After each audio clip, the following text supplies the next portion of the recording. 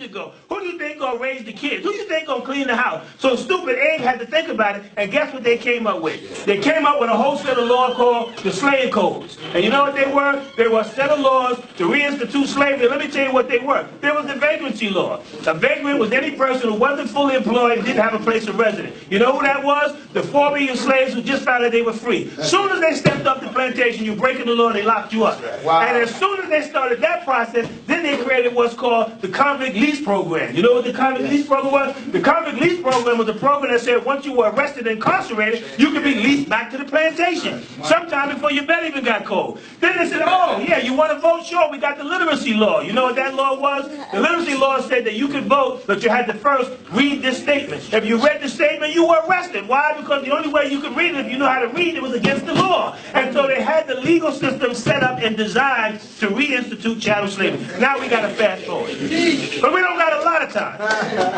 But what I will tell you, even today, they got this drug-free zone. Let me tell you why the drug-free zone is a joke. Drug-free zone said if you get caught with drugs, either in your possession, sale, or distribution in a drug-free zone, which is 500 feet from a school, that you are required to get the maximum penalty. Well, guess what? Anywhere you go, it's 500 or 1,000 feet from a school, which means we automatically going to get the maximum. That's when they come up with the mandatory minimums, which say, well then, if in fact you get arrested with a certain amount of drugs, I got to give you 15 to life. You know why? Because the prison industrial complex is a business, and we are a commodity. We were brought here as a commodity. As soon as they figured out that they could no longer use us in the way they used us, they had to figure out a new way to use us. And when this wave runs out, they'll come out with another way to use us. Until we wake up, until we raise our consciousness, until we recognize that I want you to kill each other. I want you to call your sister by the B name. I want you to call each other niggas. I want y'all to rob and steal each other. You know why? Because I make money all the way to the bank. My daughter's the stenographer. My uncle is the judge.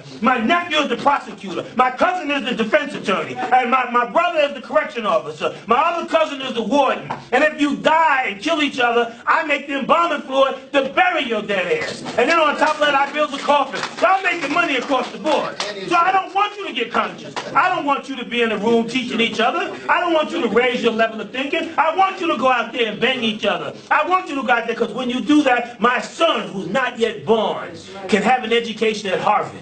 I can buy that yacht that I always wanted. I can live in a life of luxury, and I can continue to capitalize off your stupidity.